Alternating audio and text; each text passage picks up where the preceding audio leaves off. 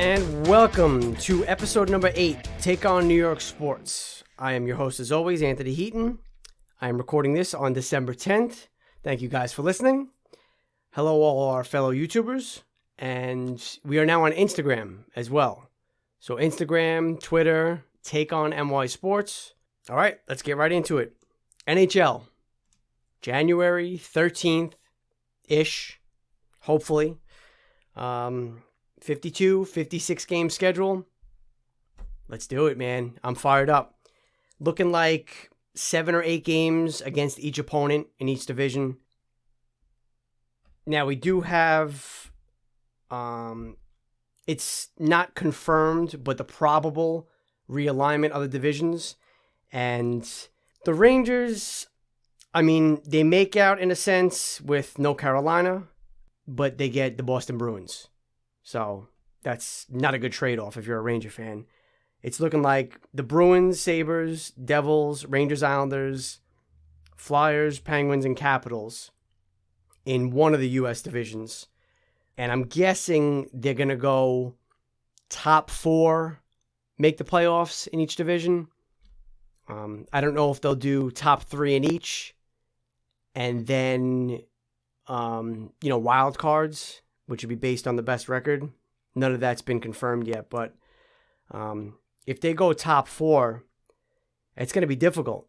Boston's going to be there. The Flyers are going to be there. Washington, not 100%. Penguins, not 100%. Islanders, I mean, they've been getting better every year, so you got to think they'll be there. It'll be a fight for the Rangers. I mean, it'll be definitely competitive, and we'll see what the kids have. And I think it'll be really exciting hockey. Might get a little redundant facing the same teams over and over and over, but hey, we have to try to get through the season and get to 2021. Hopefully back to a full 82 games. The All-Canadian division, because of the travel we know, that's only going to have 7 teams. Everything being unbalanced until Seattle joins the league next year. It should be exciting. And again, we're close. There's still a couple hurdles to get over. But, if you're telling me we're a month away from some hockey, I'm in. Sign me up.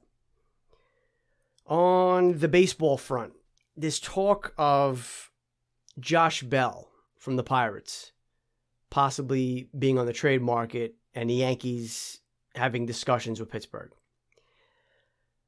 I get he's a switch hitter, a power bat, but where are we going to play him? The only way he comes and plays first base is obviously if Luke Voit gets traded. I'm not about to trade Luke Voit unless I'm getting something really good in return. I mean, Josh Bell didn't have a great year last year. I think he hit, 37 home runs in 2019. Again, 28 years old, switch hitter is nice, can bat lefty with that short porch in right field. I think people make too big of a deal about the right-handed heavy lineup that we have. If you're facing a lefty pitcher, that's good for a righty. If you're facing a righty pitcher, it's not nearly as difficult to pick up the ball as a lefty on lefty. So to me, it's really not that big of a deal. It's more of the type of hitter. If we had 9 DJ LeMayhews up and down the lineup, I don't care if they're batting right-handed, left-handed, upside down, backwards, it doesn't matter. Because you're going to get that kind of production. So I think too much is made of the right-handed heavy lineup. But again, I don't even know where we would play him. If you're going to get him for cheap, okay. Maybe a Michael King and a low-level prospect or something. I don't know. Okay, maybe you do it then. But again, then you're going to have to look for a Luke Voit trade, which I know a lot of us don't want to do. Lance Lynn did get traded to the White Sox. So they have Giolito as their number 1.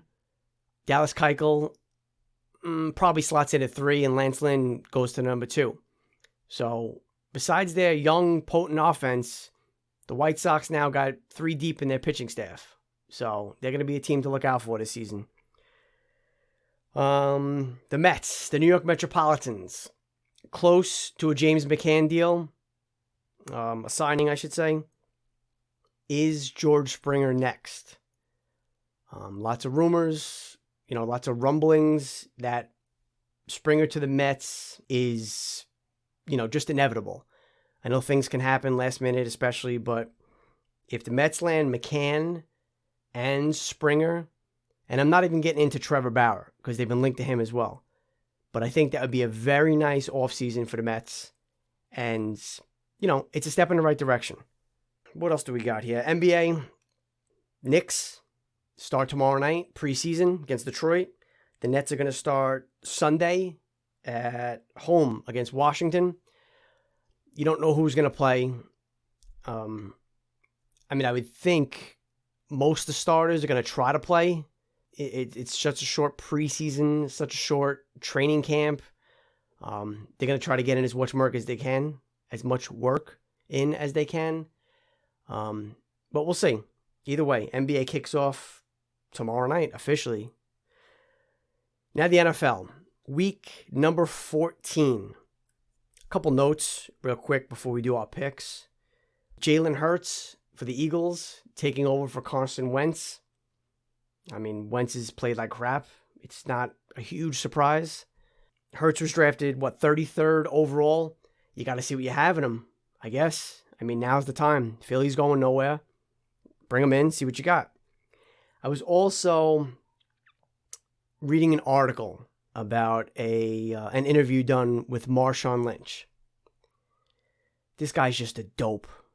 He's saying, I would come out of retirement for the third time, by the way, if I can be guaranteed a Super Bowl appearance.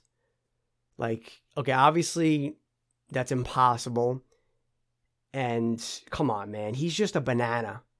How many times I can understand you retire, something changes your mind, you get the itch again, you come back, you play. But if he comes out of retirement for the third time, it's ridiculous. His production level was obviously way down last time. And I don't know what kind of interest he would have. You'd get him for pretty cheap, obviously, so. But I just think it's ridiculous coming out of retirement for the third time. All right, let's go to our picks. I was actually 2-1 last week, which is surprising, I know. 4-5 overall over the last 3 weeks. And we got Cardinals at the Giants this week. Giants are getting 2.5 points. Again, the lines I'm using on Thursday night. And I'm taking the Giants. Daniel Jones has been practicing. I think he's splitting first-team reps with McCoy. That's good enough for me, though. I think he's going to play. And the Cardinals, I think they're 1-4 in their last 5 games. They're not looking good. So I think at home, coming off that big win against Seattle, the Giants win this game by at least a field goal. The Jets going to Seattle. Seattle is laying 13.5 points. So basically 2 touchdowns. I think after Seattle's, let's call it embarrassing loss last week against the Giants, they're just going to demolish the Jets. The Jets are playing for nothing. Seattle in a tight division race with the Rams. Give me Seattle. I'll lay the 2 touchdowns. That's fine. I think they'll win by 14, 17. So give me the Seahawks as my second pick. Now the third pick was tough. A lot of close games, a lot of close numbers. But I'm going to take Tennessee in Jacksonville. Now the Jaguars at home are getting 7.5 points. It's a little scary, but I think the Titans, they're a legit team. I know they had that hiccup against Cleveland last week. But again, Cleveland 9-3, you got to think they're legit too. Give me the Titans in Jacksonville, even though Jacksonville's getting 7.5. So those are my picks for week 14 in the NFL. Now, on Monday night, I don't even know what the heck the date is. The date is the 14th. Monday night the 14th. Let's say around 6:15 p.m. We're going to be doing our first live show. So everybody has to download the Podbean app. It's free. Make a free account. Follow the show. Take on NY Sports. And you guys will be able to chat with me directly live. You can call in and participate that way in the podcast. So it should be fun.